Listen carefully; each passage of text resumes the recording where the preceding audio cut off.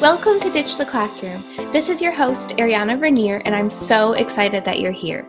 I'm a teacher turned business coach who is so passionate about helping fellow mamas like you ditch the classroom and pursue your big, hairy, scary dreams. Imagine a life where you could still impact the world, but do so while following your passions and spending more time with your babies. In Ditch the Classroom, we'll explore ways you can do just that. Myself, guest experts, and amazing teachers who have also built a successful business will share tools, tips, and resources to help you ditch the classroom too. Are you ready? Here we go. All right. Hello, everybody, and welcome back to Ditch the Classroom. Today we have Aubree Malick. She is a former teacher turned business coach for freelancers and service providers, and I'm just super excited to have her share her wisdom and her journey with you today. So welcome, Aubree. Thank you so much for having me. I'm super excited as well.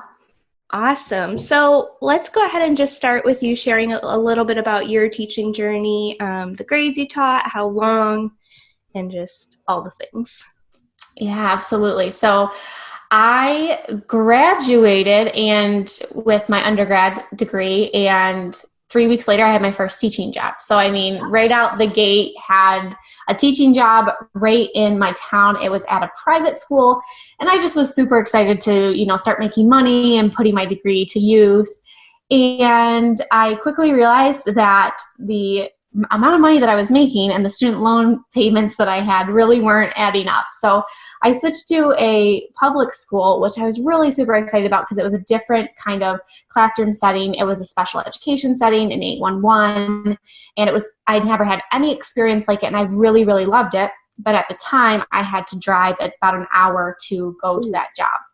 So it worked fine until I was pregnant, and that drive just became really long, number one, because you're pregnant. And number two, I was, thinking, this is going to be really hard once my son is actually born to not only be away from him for the whole day, but know that I had like an extra 2 hours of just drive time where I would be away from him. So yeah, I really started to look at getting a job that just could be closer to home so I didn't have to make that commute. So I did find a job close to home. I actually jumped into teaching 6th grade math, which was like crazy for me because I had taught a lot of younger elementary in the, K1, 2 grades. But I found that I really, really, really liked 6th grade. I loved focusing in on one subject area where I felt like I could get really, really good at, the math lessons and the content and the students. And it just was really fun. And at that time, when I had that job, I found out I was expecting my second son, and I just really felt a pull to figure something out that I could do where I could have flexibility. I, was missing out on my first son, his big moments, and he had some health issues and some surgeries that he had to go through, and I just really wanted to be able to not have to ask anybody to say like, hey, can I take time off to go take him to the doctor? So just a lot of more like internal struggles. It's not that I didn't love what I did as a teacher. I absolutely loved it. It's actually a huge part of my story now and why I've actually like made the transition into like business coach and creating online courses. But like I said, I just, with my kids being so young and knowing that this time is so fleeting, I really wanted to be able to have a flexible job. So transitioning out of the classroom was really hard, but it's really been such a great experience. I spent about 5 years in the classroom, and I know that that's not something that will ever leave me. I always feel like I have a teacher heart, and like I said, I carried that into what I'm doing now. It just looks different. It's not in a classroom, so to speak, but that's a little bit about my journey and how I got into where I am. And I guess probably, leading into the why I decided to ditch the classroom, I think I got a little bit ahead of myself there. Oh, you're fine. You're fine. So I really connect with what you said about not having the income to even pay your student teaching loans, or not student teaching loans, but your loans in general. I was the same. I taught up in Michigan, and I knew like their pay rate was just not going to allow me to cover rent and student loans. So that's why I came down to Texas. They were a lot better known, a better pay. Mm-hmm. So yeah, I really connect with that. And I can't believe you drove an hour one way while pregnant. Like I would have needed so many bathrooms.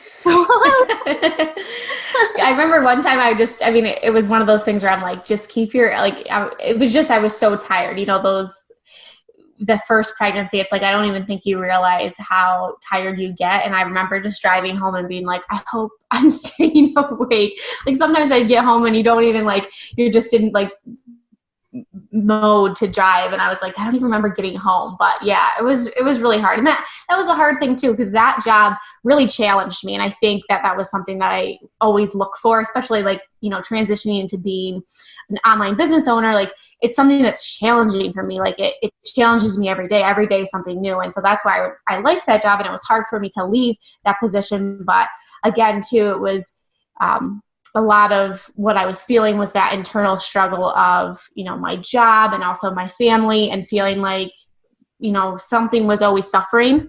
And it was really hard for me to do, because I am an all-in kind of person, and I don't like feeling like I'm not giving my all to something, like I'm not giving my all to my job or my all to my family. So it was a lot of internal struggle for me to really come to the decision of it's time to maybe look for something else. Mm-hmm. Yeah, I feel you. I think a lot of teachers struggle with that guilt, feeling like, you went to school for this, you are so passionate about the children, but really everything that's needed from you as a teacher, it takes a lot of time, and you don't have the time that you want to dedicate to your own family. So I struggled with the guilt with that a lot myself. So I totally get where you're coming from. Yeah. So can you kind of share a little bit about your journey from when you decided you were going to leave the classroom and then kind of leading into where you are now? Yeah, absolutely. So I kind of touched on this a little bit, and I'll back up to that. So like I said, I was teaching at a school that was closer to my home, and I really did love it, but I was 7 months pregnant, and I really kind of was at a place where I'm like, if I'm going to make this happen, I kind of have to do it now, because I missed out on some of those moments with my oldest son, and I just had a feeling of, I really don't want to do that with my second. I really wanted to be there for all those big moments and small moments. So I was at the time 7 months pregnant, and I found on a Facebook mom group, how do I work from home? How do I make money from home? Because we weren't in a position where we could go down to one income. My husband and I both work. He still does, bless his heart, in the school system, especially, during this time this year. But we just weren't in a position with both of us had hefty student loans. And I didn't feel like I really just wanted to be a stay-at-home mom. And I'm not saying that with any kind of negative connotation around that at all, because being at home with my kids is a full-time job. But I am a very motivated and driven person, and I wanted to be able to feel like I could contribute to my family's income, just to feel successful, to feel like I was working towards goals. That's something that's a huge part of me. I love being able to do that. So I decided to kind of investigate and learn more about becoming a virtual assistant, because it was something I hadn't heard before. A lot of times when you hear about working from home, you hear a lot of network marketing, direct selling, MLMs, and that just really didn't feel like a good fit for me and really what I was looking for. And virtual assistant and becoming a freelancer really checked a lot of those boxes off for me, as far as being able to kind of determine my schedule, use a lot of the skills and talents that I already had. I know I was thinking about leaving the classroom, and a lot of people would say, well, why would you do that? You spent all this money and got all this training and have all this experience. But the way I saw it was, I was taking a lot of the skills and training that I had and just utilizing it in a different way that really met me where I was with what I wanted to do as far as my family goes and my future. So I kind of decided that at 7 months pregnant, I set a goal for myself, and I said, you know what, in the next 2 months, I want to at least bring in enough to cover my student loan payment, which was right around $1,200 a month.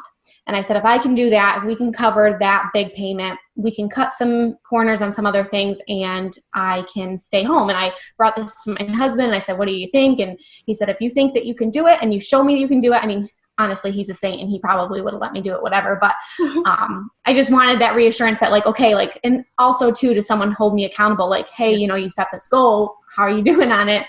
So set that goal and just really kind of dove in and just learned as much as I could about being an online business owner and providing a service to another business owner, and what does that look like, and what pieces do I need to have in place, and just really worked my tail off for those last 2 months, which was really hard, being pregnant and working full time and chasing after a toddler and all the things. But I accomplished my goal, and my last day in the classroom was the day before my second son was born, and I haven't been back since. And I'm super proud of myself for setting that goal and for accomplishing it.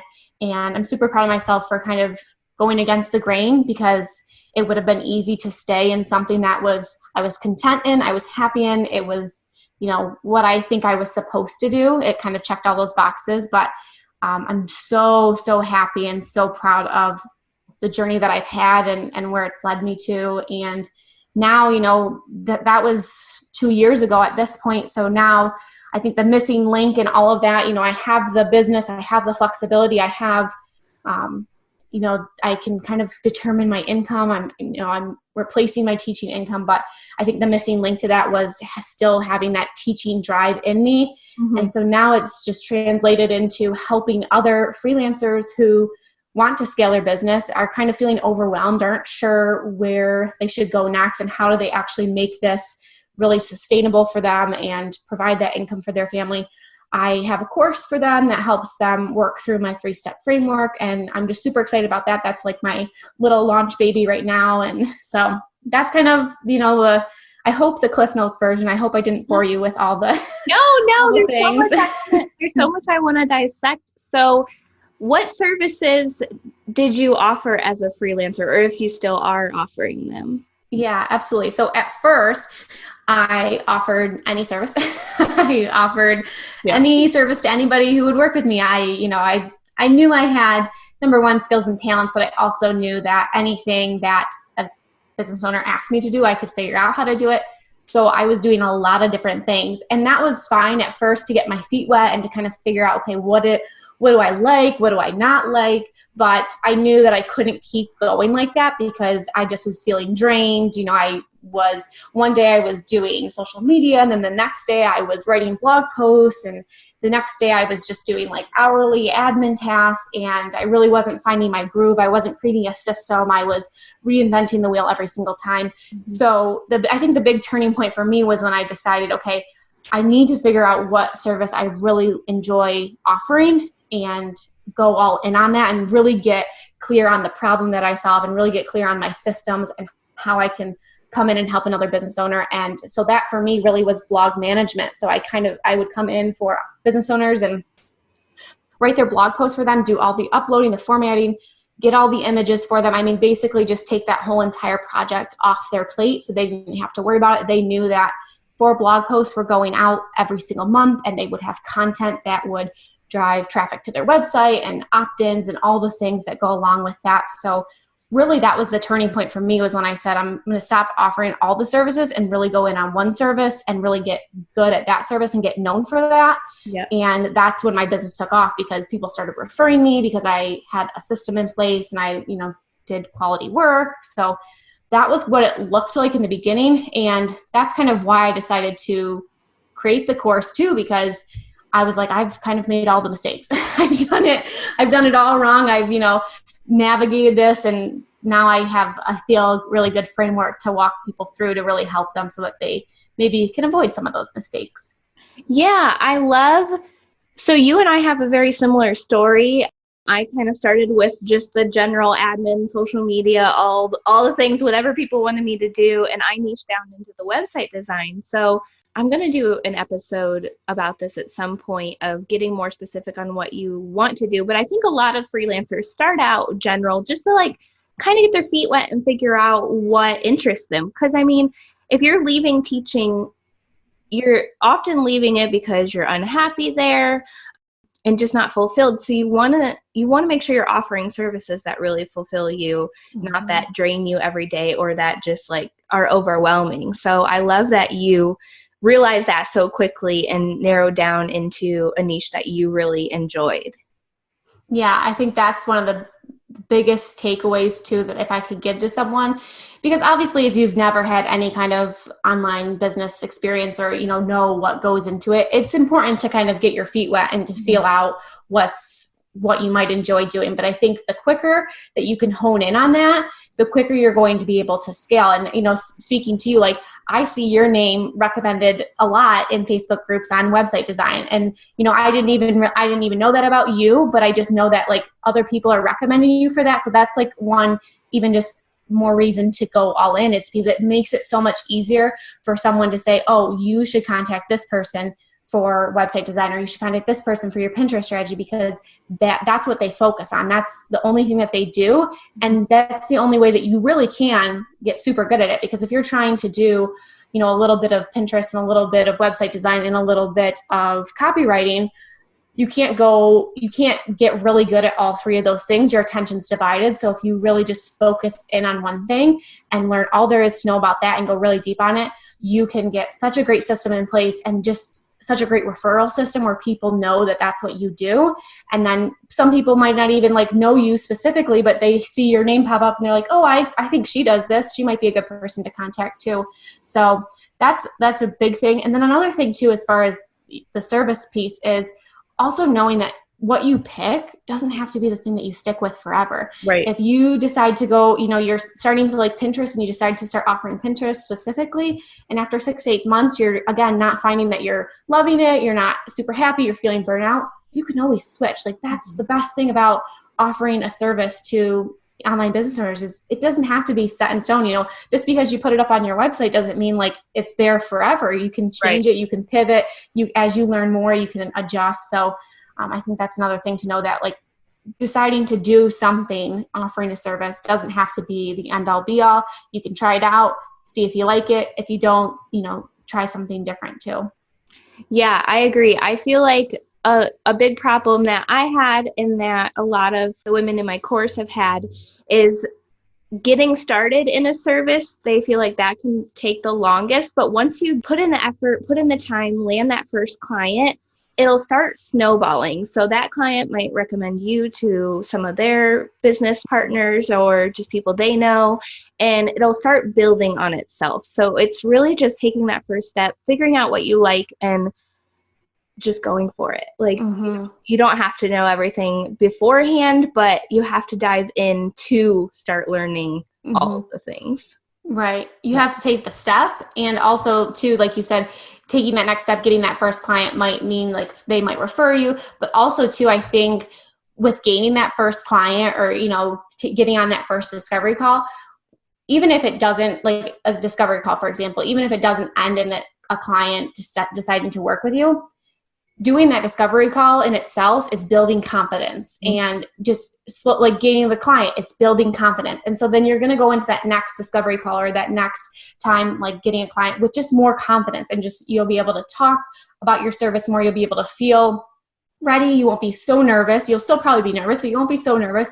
And those things, taking those next steps and doing those things, builds that confidence. And over time, it just becomes easier. So some people struggle, like you said, with taking that next step, but that next step is going to be the thing that's going to make each step after that much easier, because you're building that confidence, you're gaining that momentum, and it's just, like you said, going to snowball.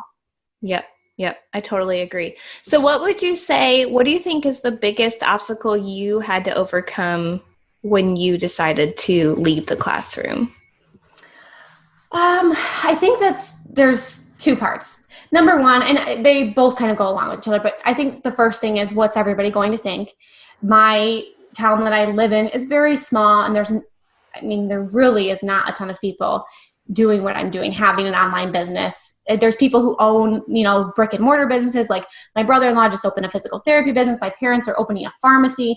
And that kind of seems to be like the norm, but someone kind of going against the grain and starting their own business and, leaving the classroom behind, it's very taboo. And why would you do that? So I think that was one thing I really struggled with, is what are people going to think of me? Are people going to judge me? Are people going to be talking about me in the hallways? So that was something I really struggled with. And another thing was just my mindset. And I think that people talking about me and worrying what other people are going to think goes along with that. So I really had to work on my mindset in order to kind of get past those things, because if I didn't, those thoughts of what were people going to think of me and are people judging me would stop me from doing it.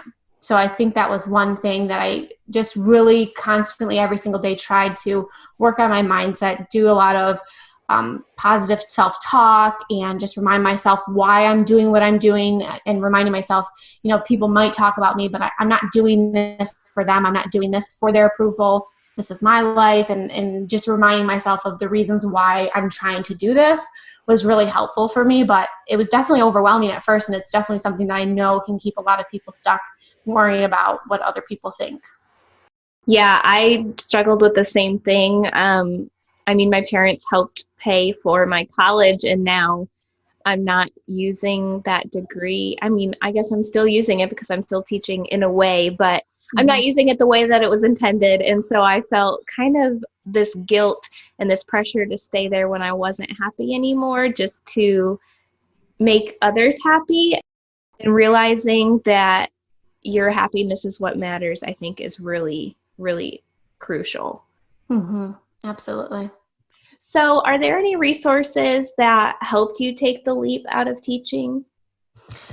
I think the biggest thing was just investing in something to help me get going.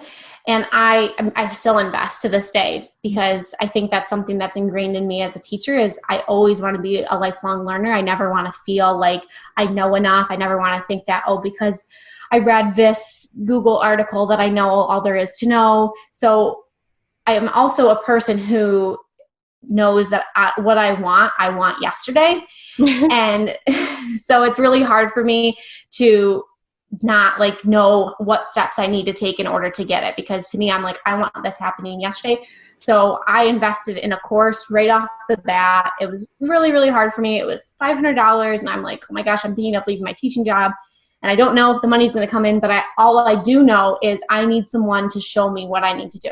Mm-hmm. I need someone to speak business language to me, because I don't know anything about business. I don't know anything about marketing. I don't know anything about how do I invoice and all these things that go along with starting a freelancing business. So I invested in a course, and that was just so helpful for me just to know what steps I needed to take. And I think that's a great thing about online courses, is because someone who created that course has already gone before you, has already, like I said before, made a lot of the mistakes, learned what works, learns what doesn't work, and has put it together, wrapped it up in a bow for you and said, here you go. And I think it's really important to invest when you are ready to take that next big leap. And putting some money on the line can sometimes hold you accountable. Like I said too, I invested $500. So I was like, well, this kind of has to work. I at least have to make my money back from that course. So that was something that really helped me too. And just listening to podcasts and just learning the different terms and learning what the online business world looks like. I wanted to know as much as I could, so that when I got on a call with someone or when I was doing my work, I just felt more confident because I had background knowledge. So that was something that really helped me. And like I said, still to this day, I'm constantly investing in myself, trying to learn as much as I can, trying to hone my craft and be the best that I can be. And that was something that I really did from the beginning and still do today. Yeah, I think investing is super important. Like you said, in the freelancing world, you can kind of DIY a lot of things, but you're going to make a lot of mistakes, or you might make a lot of mistakes that other people who've gone before you can help you not make. So it's really helpful. You're not losing money when you're investing. You're putting money into your business that's going to come back exponentially. So it's definitely, I agree. I'm always investing in my business. It's so worth it. Mm-hmm. Yeah. Absolutely. So can you kind of tell us what your average day looks like now? Well, we're finally back into some kind of semblance of a routine. Thankfully, the last 6 months threw a monkey wrench at us, but most of my days look like waking my boys up. I mean, that's something I didn't get to do when I had a teaching job. I was someone who was there early, and thankfully both my boys are great sleepers, but that meant that I didn't get to see them before I left for work, which was really hard for me because that would be one thing that would get me really down when I was teaching. I'm like, it's been, over 12 hours since I've seen my son, since my son's seen me, and just feeling that guilt about that. So, I wake them up. My oldest son does preschool a couple days a week. So we do that. I have a little bit of help in the morning time while he's at school with my youngest so that I'm able to get a good 2.5 hour chunk of work done. And then we come home and we have lunch together and we do all the things that I wish I would do. When the weather's nice, we get to go outside and spend that time together. And I remember thinking that sitting in the classroom, looking out the window on a great day and thinking, I would just love to be at the park with my kids right now. And so I just love that I have that flexibility. And then nap time comes, and fingers crossed that my oldest son naps. He's hit or miss these days, but that's usually another work chunk for me of getting things done, whether that's serving clients that I still have. I still have that piece of my business because I think it's important to have multiple streams of income in your business. So I still have clients that I work with. I check in with my course students, creating course content, recording podcasts, all those things. And then usually by 4 p.m, I'm done and I'm off the clock and I get to be mom and do dinner and just have time. And I don't have to feel like I left my job, with teaching. I know a lot of your listeners probably feel the same way. You leave your job, but you never feel like you're done as a teacher. You're grading lessons, or you're grading papers, you're planning lessons, you're cutting out, lamination and all these things. And it just always seemed to drag over. So now I know that I'm done at 4 and I'm done and I'm off until, the next day. So it's really awesome. But I mostly work about 4 hours a day and 5 days a week. And that's pretty much what my day consists of. And it's awesome. And it's super exciting that a lot of what I have dreamt about and thought about and wanted for my life, it's a reality now. Yeah, that's amazing. That's awesome. So if someone wanted to start their Ditch the Classroom journey, but they just felt really overwhelmed by the thought of it, what would be your biggest tip? What would you tell them? I think, so ditching the classroom, if they want to leave the classroom, they want to do that. That seems like, if you're thinking about it, gosh, you're sitting there and you're like, that seems like a really big goal and it seems way far off. And it seems like I don't know even what I would have to do to get there. And I think that's why a lot of people don't start or, stay stuck, is because the goal to them seems too big. So what I would tell them to do is break it down into smaller chunks, break it down into things that you could actually see yourself doing today. Because ditching the classroom today, a lot of teachers can't just, sitting there, at their desk say, okay, today's my last day. Yeah. So think about what you can do each day to work towards that goal. So, maybe it's whatever it is you're going to decide to do. If you're going to decide to become a freelancer, okay, maybe I'm going to listen to a podcast about freelancing today. And then maybe tomorrow I'm going to, create a Facebook page about my business. Maybe I'm going to decide on what services I'm going to offer. What are things that you can do each day to work towards that goal? And that helps to make it easier for you to take that next step, because you're not trying to think big picture, ditch the classroom, let's leave today. You're thinking, I'm just going to take the next step forward. And I think that helped me too. I didn't try to think too far off. I had the goal in mind, but I didn't focus on that all the time. I just thought, what can I do today that will move me closer to that? Yeah, you want to just take bite-sized pieces. I mean, you can't accomplish anything as soon as you think of it. You have to break it down into smaller sets. And as teachers, I mean, we're really good at backwards design. So if we have a test, we have to figure out what we need to teach the kids to have them do well on the test. So having this big goal in mind, you need to break it down in the smaller steps that will help you reach that goal. I think that's really important. Yeah. And I mean, teachers too, I really, really believe this. We translate so well to the online business space. I mean, we have so many skills. We know how to deal with all different kinds of people. Yep. We know how to put out fires. We know how to reassess. We know how to make a plan B. We have so many skills as teachers that make us really great business owners. So if it's something that you really want to do, if it's something that you feel pulled and called to do, I mean, that was something that I didn't just decide, okay, I'm leaving the classroom. I really sat and thought about it and didn't just make the quick decision to do it. I thought, okay, is this something I really want? And each day I was like, feeling that pulled and feeling called to do it. And it was something I couldn't stop thinking about. And I think that that's like a really good sign for you to know that this might be something worth pursuing, is if you really feel called to do it and know that it's going to affect more than just your happiness. Like, what else could it do for your life and for your family, and just the ripple effect that it could make. Yeah, if you have the calling on your heart, God placed that on your heart for a reason, and He's going to give you the resources that you need. He's going to give you the people you need to guide you. He's not just going to place it on your heart and then leave you hanging. Like, you'll get there. So I think that's really important. Yeah, I couldn't agree with that more. That's so true. And I feel like that's something that I've said like in the beginning too. Like when I was going through this struggle, I'm like, you know what? This isn't here like for no reason. It's here for a purpose. And I just have to kind of lean into it, even though it's scary, even though I'm not sure what the next step's going to be. God's going to give me the tools that I need to do it. So I love that you said that. Yep. So do you have any resources that you'd like to share with my listeners, your own resources that might help them in their Ditch the Classroom journey? Yeah, absolutely. So if any of you are, freelancer service providers and you really need help kind of figuring out what that service is that you want to offer and how to get really clear on that and how to know exactly the problem that you solve for potential clients, so that, when you get on a discovery call with them, you're really able to wow them because you're really clear on what it is that you do. I have a guide for you that will help you get clear on that. And it's at aubreemalick.com/attract, ATTRACT. And you can grab that there for free.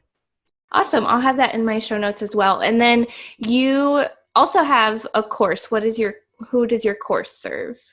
Yeah, so my course serves freelancers who already have an established business. They're already offering services. They already have clients, and they're just feeling overwhelmed and they're not really sure what that next step is to really take their business next level. They don't really have any systems in place.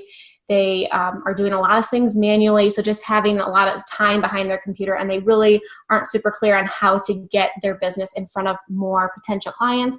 My course, the Freelancer to CEO Academy, walks them through that 3-step process where we figure out what's your signature service you're going to offer, how do we create systems that allow you to work less but make more, and then how do we create a marketing plan to get your services in front of your ideal clients.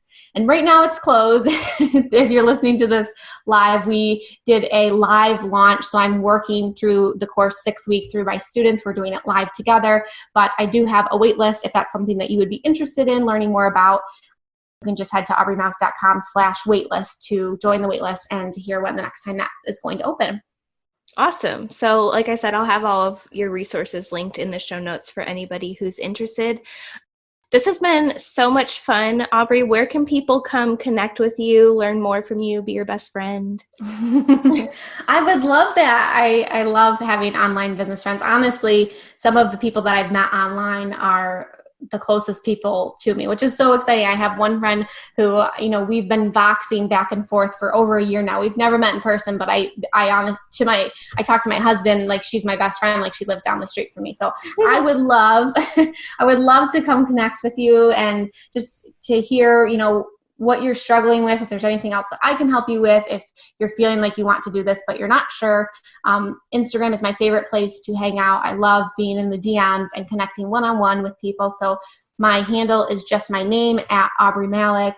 My name is spelled with 2 E's. It's not a usual spelling, Aubree, and then my last name, Malick. That's my favorite place to hang out, but you can always go to my website. It's my name.com, aubreemalick.com, to learn more about me and the services that I offer. But yeah, those are the 2 places that you can come connect with me. Oh, and I also do have a podcast as well. And that's Freelancer to CEO. So a lot of the stuff that I talked about, a lot of the things that I focus on, we have great episodes over there. So if you would like to come listen, I would love to have you. Awesome. So yeah, that's going to be a great resource for anybody who wants to learn more about the whole freelancing world. Awesome. So before we close out, any closing thoughts? I would say that I think the biggest thing is to not let the fear and the what ifs keep you where you are. If you really feel pulled and called to do something, to just go for it, because we only have one life, and I know for me, at least, I never want to get to the end of my life and think, what if I just would have done that? What if I would have tried it? And that's something I've always thought as far as my teaching goes. When I started this journey, if it didn't work out, I have the teaching degree. You know, I've landed teaching jobs before. I know I could do it again, but I really felt like if I don't do this now, I never will. And I just don't want to live with regret. And I don't think a lot of people do either. So if you want to go after this, do it, and don't let the fear of what other people will think or what if you fail keep you stuck. Just keep taking that next step forward. Awesome. Well, thank you again so much for being on today. I really appreciate you. And to those listening, thank you for tuning into today's episode, and we'll see you next week. Thanks so much for hanging out with me today. Before you go, make sure you take a minute to subscribe to the show, leave a rating and review, and check out the show notes for a free gift to help you ditch the classroom. If you loved today's episode, can you help me share the message by taking a screenshot, tagging me on Instagram @ariana.vernier, and sharing it with your friends so we can help more mamas ditch the classroom and follow their dreams. Until next week, y'all, keep following the dreams that were placed in your heart so you too can ditch the classroom.